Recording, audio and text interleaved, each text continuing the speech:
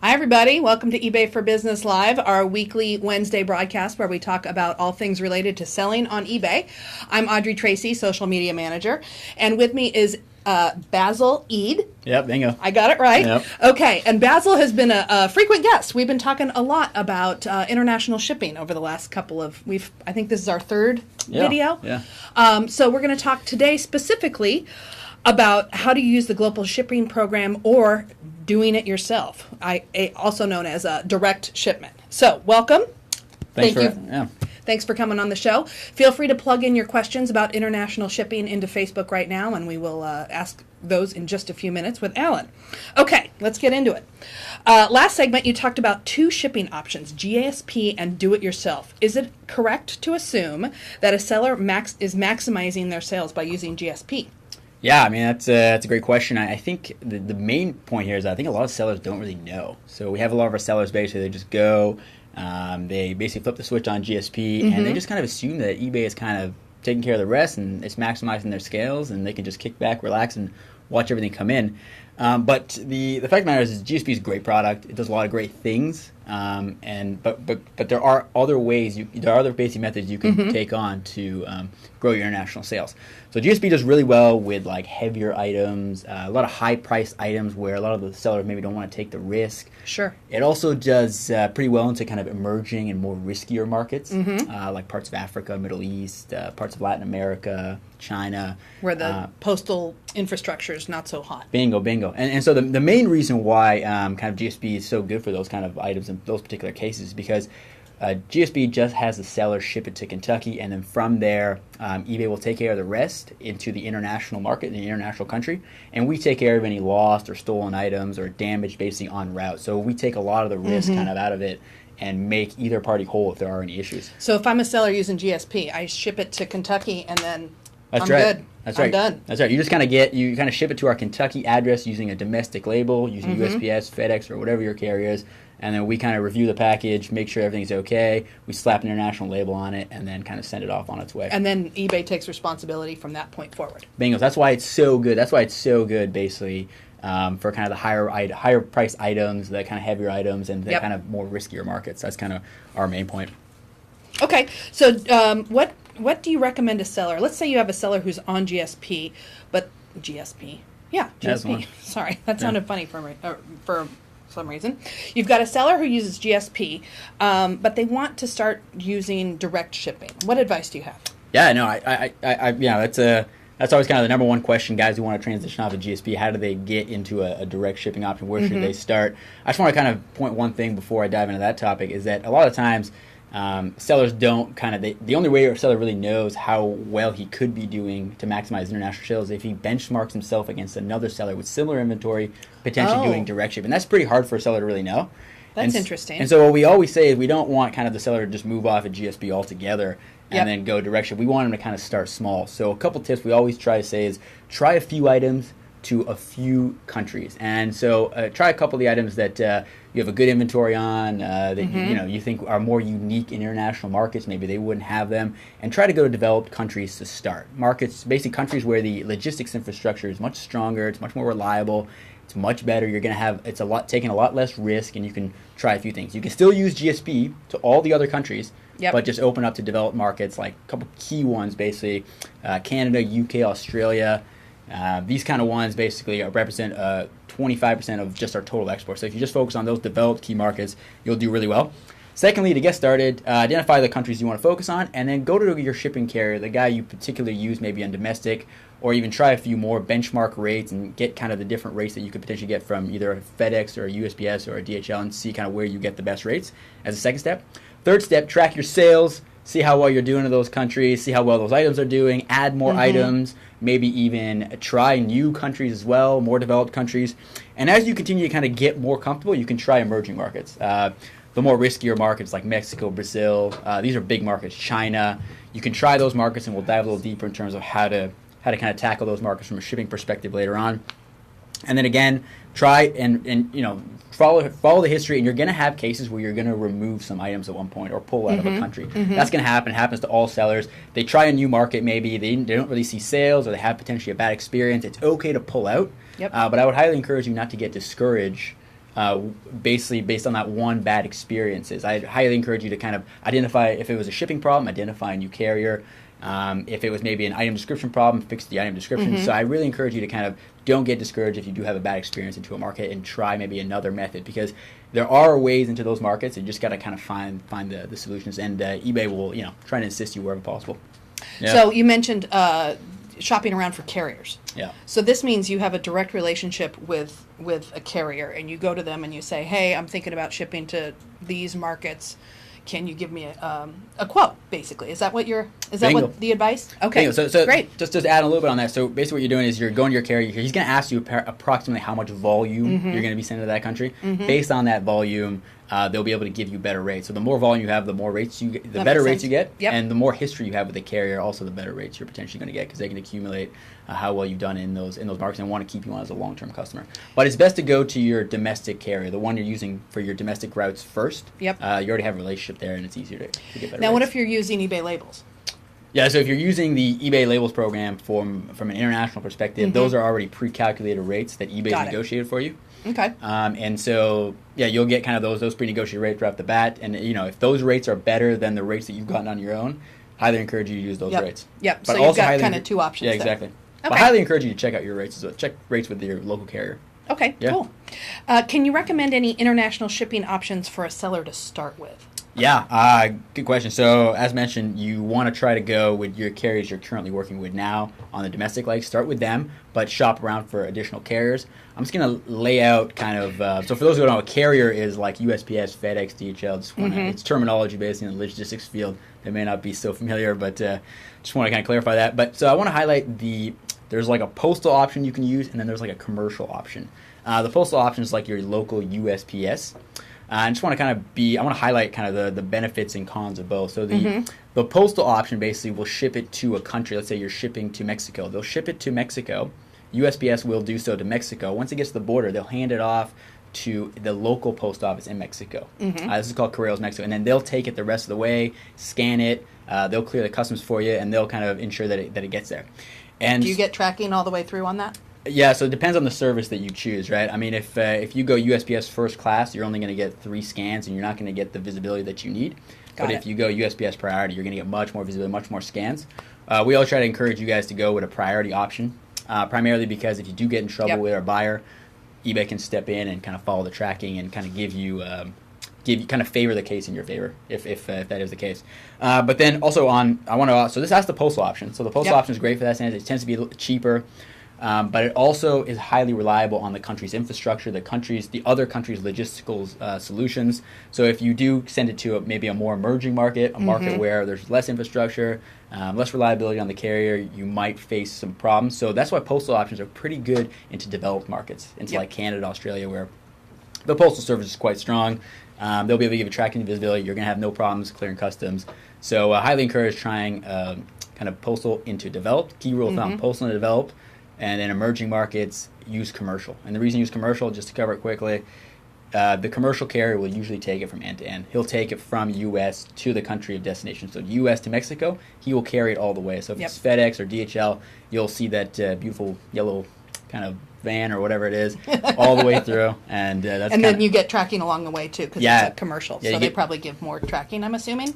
So because it's on their carrier, the tracking is also much faster. You'll get it uploaded much faster, and you'll get greater tracking visibility. But you're also paying for a little bit higher grade of service, which is okay into those markets because they're a bit riskier. Yep. And before I just want to cover one other thing too. Sure.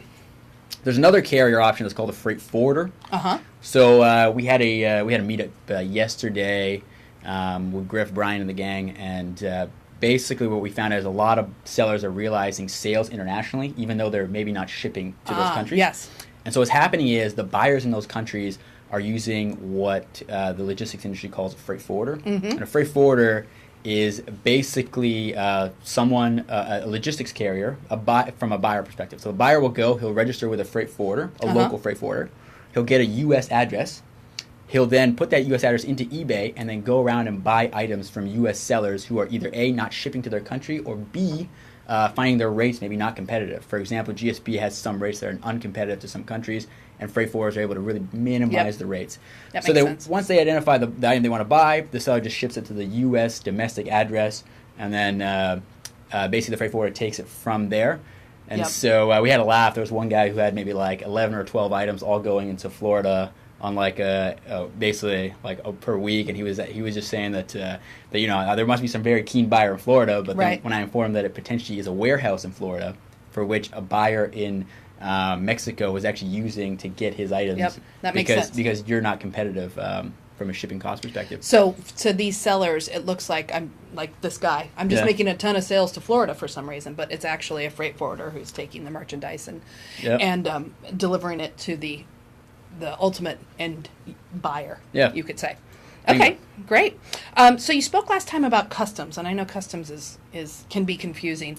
Are some countries easier to clear customs in than others, and how should sellers target those countries? Yeah, definitely. So each you want to check basically before you go into a country whether the customs authority there is prohibiting your item from getting through. Aha. Typically, you can just check that when you go and get your rates from your carrier, FedEx, DHL. They'll have kind of a list of prohibited and restricted items. Items maybe where the buyer needs to get a permit before he imports it in. Oh. These are all things you might kind of want to be attentive to before you kind of go into a new market, especially in emerging markets.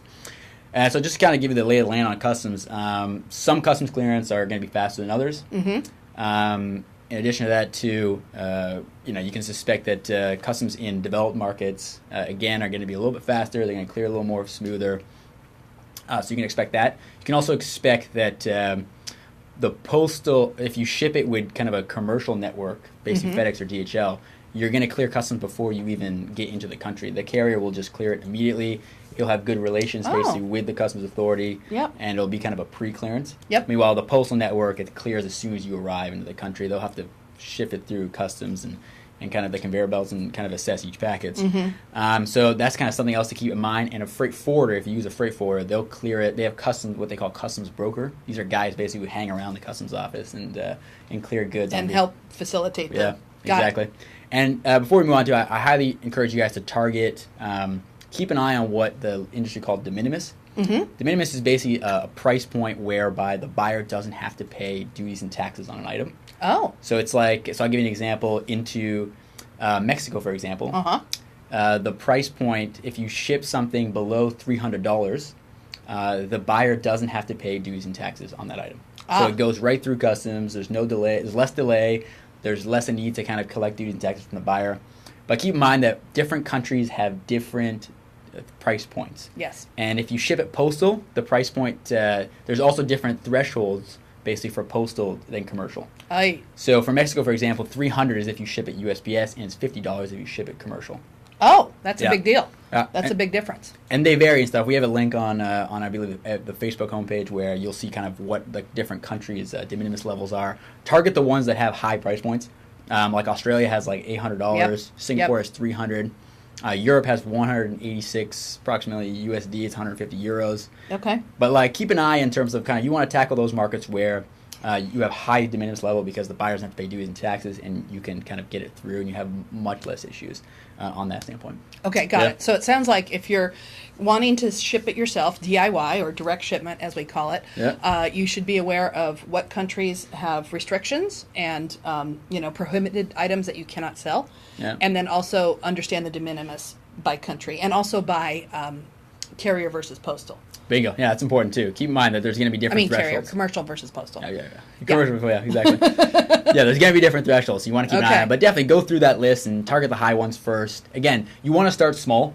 Target countries, small set of countries first and a small set of items, and see and grow your business. There's no one-fit-all solution here. Everyone kind of has to kind of create and identify their own solutions. We can give you tips to try things, but at the end of the day, you will tweak. You'll be tweaking your international business depending on what fits right for you. Yep. Okay, great.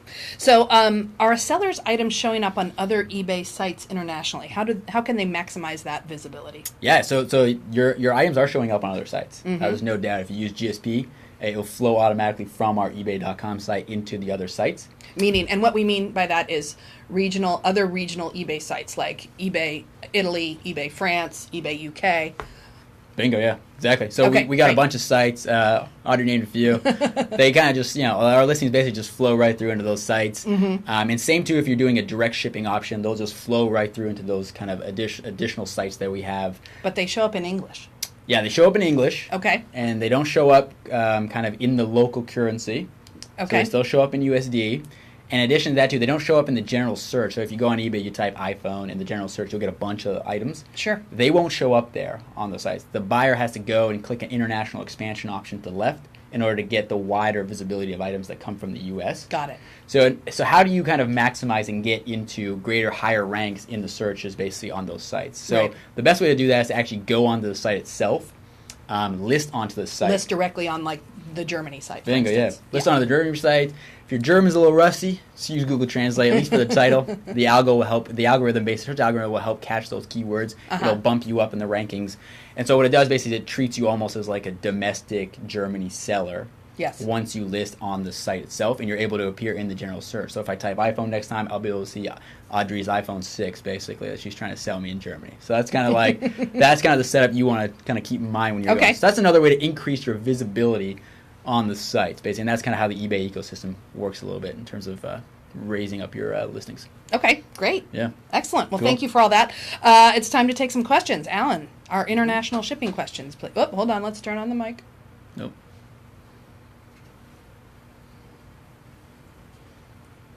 Okay, go for it. Okay, cool. Hi, everyone. So, Basil, you touched on this right at the very start of the broadcast, and we've had some questions. So maybe if you can just clarify again for those who might have missed it. Some questions around, are all items opened and checked in the GSP center, or is it only some? Can you maybe talk a bit about why we do that? Yeah, definitely. So all the items are checked, but it's very subtle. You don't even know the box is even open. Super subtle. We check them all. And we do that basically to ensure that what is written as a description on the eBay site and the dimensions and the weight, it's all accurate basically. We kind of double check that at the hub to make sure that when we go into the country, there's no issues with clearing customs or even new additional rates that we may need to pay to the customs or the carriers. That's something we have to do basically at the hub in Kentucky. And it's basically to prevent problems down the line. We'd rather identify a problem in Kentucky versus France. Bingo. Yeah. Yep. Okay. Okay, cool. And this question kind of touches on that point again. So Becky mentions that she sells health and beauty items, which can be sometimes restricted. Right. So she is wondering if she should use GSP. Is that a good option for her? Maybe try it out, send it, see if they get sent back, or would you recommend maybe doing the homework herself and before shipping it? Yeah, no, it's a great question. Okay, so definitely GSP will analyze all your listings first, and they'll see what is eligible to the country. So they'll do a lot of the homework that you would be expected to do if you were going to ship it directly. So they'll identify the beauty products that are available to be shipped to, let's say, Canada or Mexico or Japan, and then they'll kind of classify them accordingly and then kind of put them up for sale. Put them up basically for international listings. So they'll do a lot of that homework. But we do encourage you to kind of check a direct ship, because we know fashion does quite well from an international export perspective. I mean, we have a lot of our fashion sellers doing 30-40% of their sales abroad. And these are like big sellers. And so we do encourage you to do the homework yourself on what can ship and try it out, Becky. Like, try going to Canada, kind of the more safer markets to start, and do a little bit of the homework yourself on kind of what can and can't go there. Your carrier also will advise you on that and let you know. Okay. I have a follow-up question. Yeah, do it. So in health and beauty, let's pretend that Becky wants to use GSP. Will GSP, and let's pretend that she's got a product that can be sold to Japan but not Italy. I'm just making this up. Cool. That means that GSP will show her listing in Japan, but it will suppress it in Italy. Is that accurate? Exactly. It won't even suppress it. It won't even make it available. It won't even make it. Okay, that makes sense. So GSP really does all the homework for you. But I do like your advice about at least knowing, roughly what is allowed in what country. Yeah, definitely. And just to add a little bit on that, GSP does a lot of the homework, but keep in mind that the buyer sees one item potentially at a lower shipping cost and a kind of much more favorable, basically, a price point. They're much more likely to kind of go with that, so that your items could be additionally overlooked or surpassed for another item that is shipping directly. So it's a great seller tool, but keep in mind from a buyer perspective, always think from the buyer's perspective when you're shipping internationally, from the different buyer perspective, and kind of keep that in mind. Yep. Okay, great. Okay. Anything else? Yeah, we have a couple of more questions. So a lot of positive feedback from sellers on GSP. They mentioned that they got lots of sales, but there is one comment that has come in and says that it's too expensive. I don't like it. Buyers won't use it. It's too expensive for them. So can you maybe talk about how we determine the price for GSP, and because I know for some items it might be discounted or some prices, it depends on the item, so maybe something like that. No, it's a great question. So on GSP, we work with a carrier by the name of Pitney Bowes, and that carrier has contracts with other carriers that does the international leg of transport. And so it really depends. They try, because we give them so much volume, we're able to kind of suppress the rates a little bit. But there are definitely some countries and some corridors where we're not competitive in those rates. And so for those ones, again, I highly encourage you guys to go out, find some rates. You can do a mix of GSP and direct shipping. And that's kind of what we advise to start for guys who are on GSP and want to try it and want to make maybe a more favorable approach for the buyer. In addition to that, keep in mind that GSP charges the duties and taxes right up front to the buyer. Yeah, that's the all-in cost that makes it look a little bit higher than a direct ship. So you can imagine going through the entire cart experience on eBay, getting to the kind of checkout page and seeing this pretty big, exorbitant kind of import charge that the buyer suddenly has to pay, and there's a potential for greater cart abandonment basically on a GSP listing. So that's something to keep in mind. When you ship it directly, the buyer doesn't pay the duties and taxes right up front. He pays it when he goes and gets the item, and he pays in his local currency. Being in Mexico, having to pay in U.S. dollars, can hurt when you have to pay a duties charge. It's much more favorable to pay it in your local currency. And so that's something to keep in mind. But again, guys, encourage you guys, if you are on GSP, try a little direct ship. It won't hurt you. Okay, we've got to wrap up. Alan, anything else? Maybe a quick one for you. David is wondering where he stands on item not as described cases on GSP. He's heard kind of rumors from different bits of info from different people. So maybe can you clarify how not as described cases are handled? Yeah, so not as described cases falls outside of the item not received case. So it falls outside of the scope of kind of the GSP and the transport that's done. Yes. So we will take care of the transport piece of it and make sure it's not lost, stolen, or damaged on that route. But an item not described case will require the buyer and the seller to coordinate on the return of it.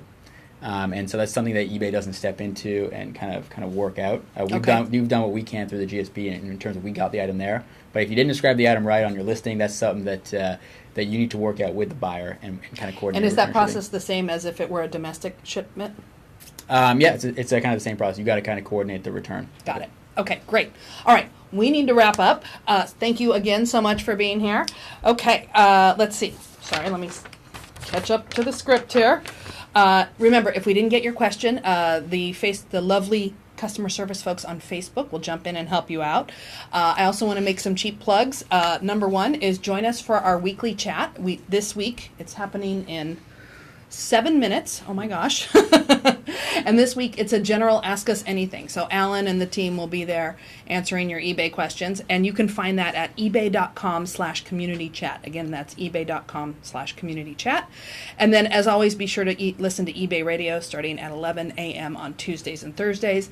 That is, as always, at ebayradio.com. Okay, thanks so much for being here, and we'll see you next week. Bye, guys. Thanks, guys. Take care.